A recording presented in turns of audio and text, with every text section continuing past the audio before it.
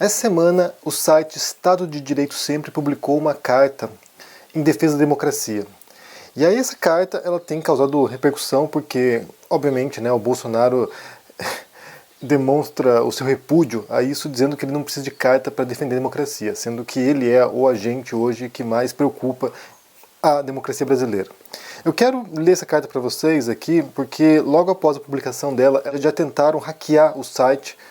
Segundo a reportagem da Folha de São Paulo, foram 1.500 tentativas de hackeamento da página e ela foi assinada por muitos juristas importantes, muitas personalidades importantes, figuras políticas também. Eu quero ler para vocês para entender o que significa e por que é tão importante que a gente venha aqui constantemente em defesa da democracia. Mas antes disso, já curte esse vídeo, deixe aqui embaixo no comentário um bom dia, se inscreva no canal e ative o sininho para ser notificado de vídeos novos. Isso é muito importante para manter o engajamento aqui no canal. E além disso, também confira na Amazon agora, na pré-venda, o meu livro novo chamado Como Vencer um Debate Tendo Razão. É um livro sobre falácias lógicas, sobre debate, sobre argumentação lógica, sobre ética do debate, como você se comporta de maneira mais íntegra para poder avançar no conhecimento. Então confira, já está entre os mais vendidos da Amazon, então vá lá, confira, estamos muito felizes com o resultado. Então o que diz essa carta publicada pelo Estado de Direito Sempre? Diz o seguinte: Carta às brasileiras e brasileiros em defesa do Estado Democrático de Direito. Em agosto de 77, em mês de comemorações do 60º de fundação dos cursos jurídicos no país, o professor Gofredo de Silva Teles Júnior, mestre de todos nós, no território livre do Largo de São Francisco, leu a Carta aos Brasileiros, na qual denunciava a ilegitimidade do então governo militar e o estado de exceção em que vivíamos. Conclamava também o restabelecimento do Estado de Direito e a convocação de uma Assembleia Nacional Constituinte. A semente plantada rendeu frutos. O Brasil superou a ditadura militar. A Assembleia Nacional Constituinte resgatou a legitimidade de nossas instituições, restabelecendo o Estado Democrático de Direito com prevalência do respeito aos direitos fundamentais.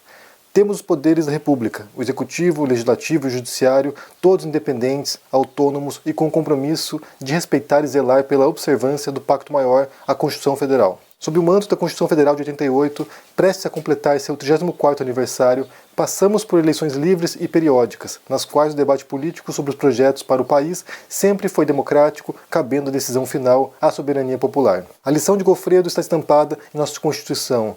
Todo o poder emana do povo, que o exerce por meio de seus representantes eleitos ou diretamente nos termos dessa Constituição. Nossas eleições com o processo eletrônico de apuração têm servido de exemplo no mundo. Tivemos várias alternâncias de poder com respeito aos resultados das urnas e transição republicana de governo. As urnas eletrônicas revelaram-se seguras e confiáveis, assim como a justiça eleitoral.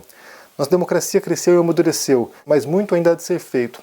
Vivemos em um país de profundas desigualdades sociais, com carência de serviços públicos essenciais, como saúde, educação, habitação e segurança pública. Temos muito a caminhar no desenvolvimento das nossas potencialidades econômicas de forma sustentável. O Estado apresenta-se ineficiente diante dos seus inúmeros desafios. Pleitos por maior respeito e igualdade de condições em matéria de raça, gênero e orientação sexual ainda estão longe de ser atendidos com a devida plenitude.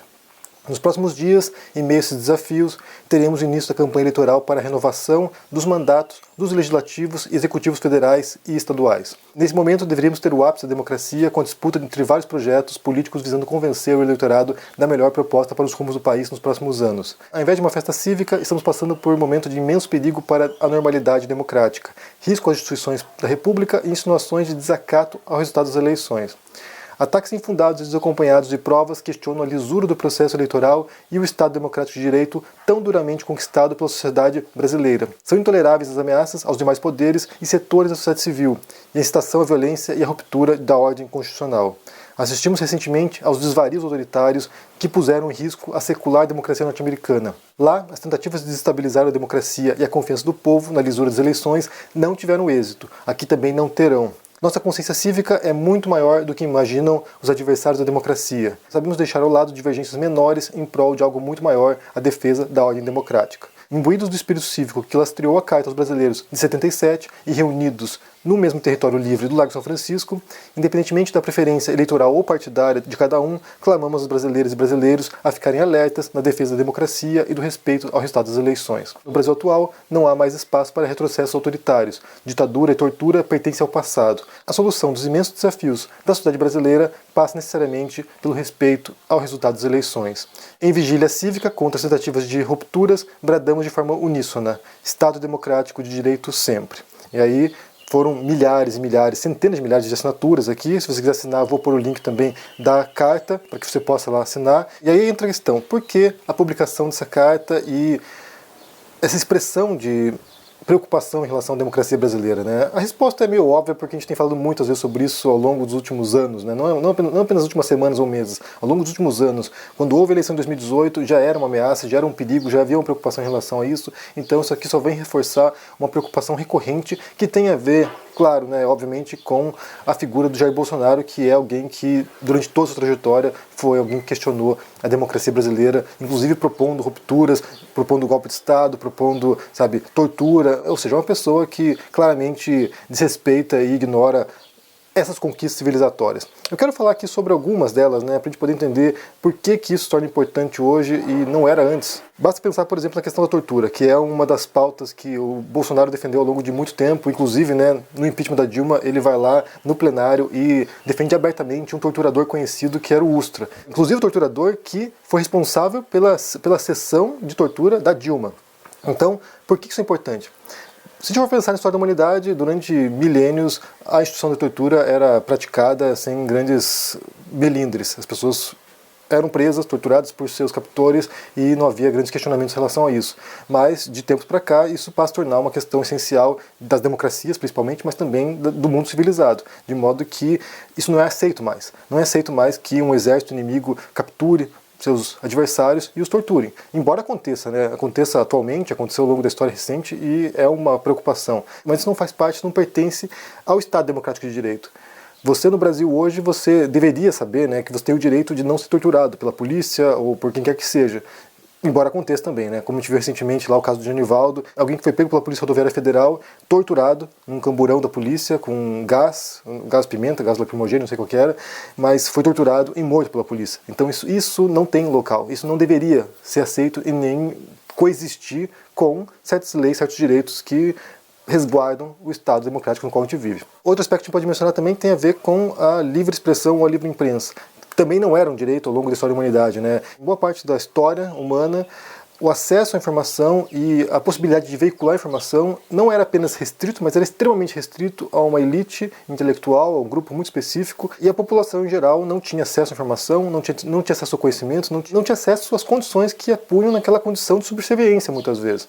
Então, essa é uma conquista recente. Até o século XVIII, XIX, muitíssimos países não tinham nenhum tipo de proteção à livre imprensa ou à livre expressão. Isso pode se tornar um direito nos últimos séculos. No Brasil, quando há o golpe de Estado de 64, em pouquíssimo tempo é instaurada a censura, porque é justamente um modo de controle da informação e de confronto aos inimigos também internos, né? Quando você não sabe o que está acontecendo, quando você não tem acesso à informação, fica muito mais difícil você combater também os poderosos. E esse é um dos direitos essenciais de uma democracia, que você possa expressar suas ideias, que você possa publicar seus livros, que você possa publicar seus vídeos, comunicar com as pessoas e desse modo você ter um exercício muito mais saudável da democracia. Outro direito também básico, recente inclusive, é de você ter um julgamento justo e de você só ser privado de liberdade após um julgamento justo. Embora também haja inúmeros abusos, tanto no Brasil quanto em outros países do mundo, esse é um direito constitucional, esse é um direito básico democrático, de que você só pode ser privado de liberdade nessas condições. Também não era no passado assim. Durante muito tempo também havia, primeiro, a captura de um suspeito, a captura de alguém que era acusado de alguma coisa, tortura muitas vezes, né, para extrair a confissão, para depois a pessoa ser avaliada se ela é culpada ou inocente.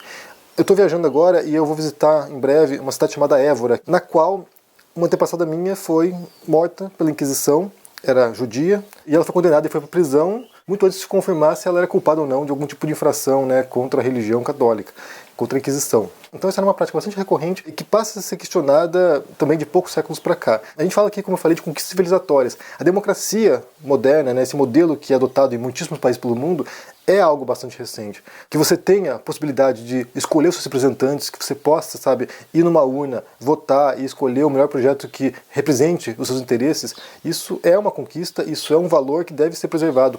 Muitas vezes as pessoas só dão valor àquilo que perdem, né? Ou quando está em ameaça. E é por isso que essa carta vem em um momento bastante oportuno, que é quando você tem um candidato e atual presidente que está o tempo todo atacando essa ordem democrática, que está o tempo todo questionando certos direitos constitucionais e básicos essenciais. E aí é fundamental que todos nós, inclusive juristas ou não, inclusive pessoas da área política ou não, que venham aqui para reforçar o compromisso com esse tipo de conquistas. O mais lamentável, que eu devo reforçar isso porque já falei em outras circunstâncias, é o fato de que a gente está sempre andando em círculos com notas de repúdio, né? Então, assim, é sempre conversa, é sempre fala, é sempre, sabe, tweets ou publicações em redes sociais, enquanto que as instituições estão muito mais lentas do que deveriam estar para lidar com esse tipo de ameaça. O importante seria realmente punições exemplares, de modo que um candidato que está o tempo todo corroendo a democracia, está o tempo todo pondo em xeque ou questionando a legitimidade das eleições, não pudesse nem sequer concorrer. Mas isso não vai acontecer até onde eu saiba.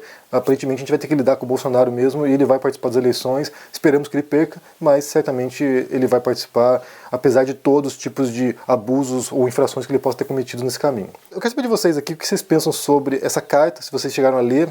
Vão lá e assinem. É importante que vocês se manifestem dando apoio nesse sentido à ordem democrática. Não é um sistema perfeito, mas parece ser o único que dá voz, legitimidade para diferentes forças políticas discordantes, senão a alternativa geralmente é um outro sistema no qual apenas um grupo tem poder e controle.